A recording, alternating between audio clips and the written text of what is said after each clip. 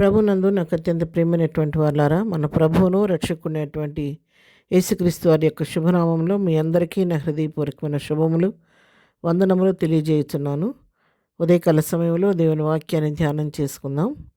ఈరోజు వాక్య ధ్యానము కొరకు మనం తీసుకున్నటువంటి లేఖన భాగము సామెతల గ్రంథము 22వ అధ్యాయం 4వ వచనం చదువుకుందాం. యెహోవా యందు భయభక్తులు కలిగి ఉండుట వినయమునకు ప్రతిఫలము, ఐశ్వర్యమును ఘనతయు జీవమును దాని వలన కలుగును. ఆమేన్. దేవుని నామమునకు మహిమ కలుగును గాక. ఇక జ్ఞాని అని సొలొమోను రాసిన మాటలు. ఈ వాక్య భాగాన్ని మనం గమనించినట్లయితే, యెహోవా యందు ఎవరైతే భయభక్తులు కలిగి ఉంటారో దాని వల్ల వినయము ప్రతిఫలంగా కలుగుద్ది.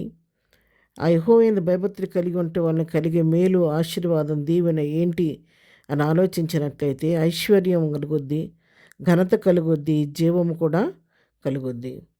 అవును ప్రియులారా, ఎవరైతే దేవుని నమ్ముకొని దేవుని యందు భయంతోనూ భక్తితోనూ గడుపుతూ ఉంటారో, జీవిస్తూ ఉంటారో, వారి కొరకు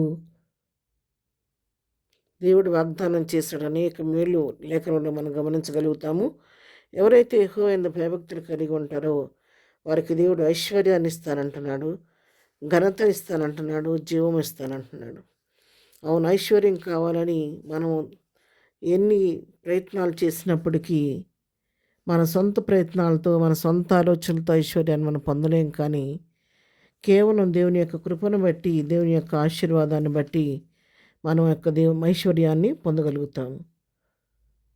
ఆ వాక్య భాగాన్ని మనం చూసినట్టయితే సామెతల గ్రంథంలోనే 10వ అధ్యాయం 2వ వచనం చదువుకుంటే, యెహోవా ఆశీర్వాదము ఐశ్వర్యమిచ్చును, నరుల కష్టము చేత ఆశీర్వాదము ఎక్కువ కాదు.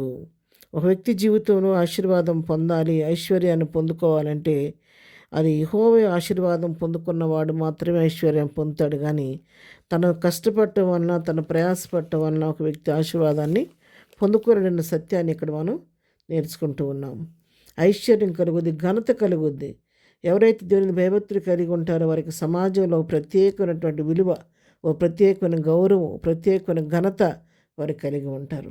అనేక మంది అలాంటి దైవభక్తి కలిగిన వారి దగ్గరికి వచ్చి మా విషయంలో ఈ విధంగా ప్రార్థన అవసరం ఉందండి, మా కొరకు ప్రార్థన చేయమని అడుగుతూ ఉంటారు.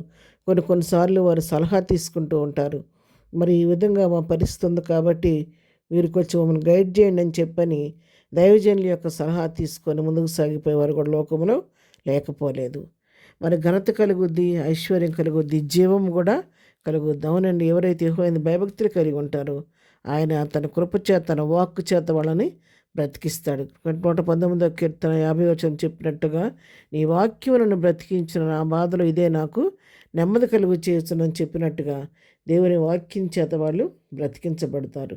ఇంకా ఎవరైతే దేవుని యందు భయభక్తులు కలిగి ఉంటారో వారి కొరకు రాయబడినటువంటి అనేక ఆశీర్వాదాలని మరొకటి చదువుకుందాం. సామెతల గ్రంథం 9వ అధ్యాయం 10వ వచనం చదువుకుందాం. యెహోవా యందు భయభక్తులు కలిగి ఉంటే జ్ఞానమునకు మూలము. నీ లోకంలో నీ జ్ఞానం కొదువుగా ఉందా? నువ్వు జ్ఞానం కావాలని ఆశపడుతున్నావా? నువ్వు చేయవలసింది ఏంటో తెలుసా? యెహోవా యందు భయభక్తులు కలిగి ఉండాలి. ఎవరైతే యెహోవా యందు భయభక్తులు కలిగి ఉంటారో వారికి దేవుడు జ్ఞానాన్ని ఇస్తానని చెప్పని వాక్యం సెలవిస్తూ ఉంది.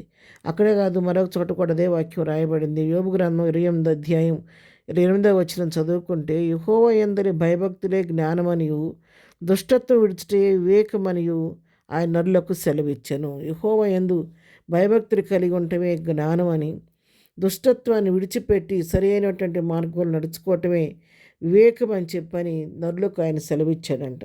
కాబట్టి ఉదయకాలం దేవుని వాక్యం అంతా మాట్లాడుతుండగా, ప్రియారా, నీ జీవితంలో నీకు ఐశ్వర్యం కావాలన్నా, ఘనత కావాలన్నా, నీ జీవితంలో జీవం కావాలన్నా, నీ జ్ఞానం కావాలన్నా, వివేకం కావాలన్నా నేను చేయవలసింది ఒకటే, యెహోవా యందు భయభక్తులు కలిగి ఉండటమే.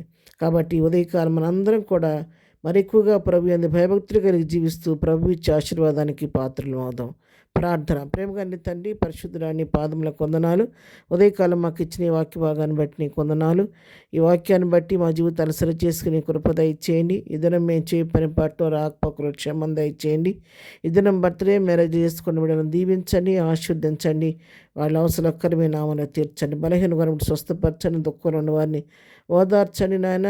ఉద్యోగాలు కుదురు చూస్తారు ఉద్యోగాలు దయచేసి, వివాహాల కొరకు కుదురు చూస్తున్న వారికి వివాహాలు దయచేసి ప్రతి వారి అవసర అక్రమే నామలో తీర్చమని యేసునామంలో ప్రార్థించడి పొందుకొని ఉన్నాము తండ్రి. ఆమెన్. ప్రభు కృప సదాకాలం మనందరికీ తోడై నడిపించును గాక. ఆమెన్.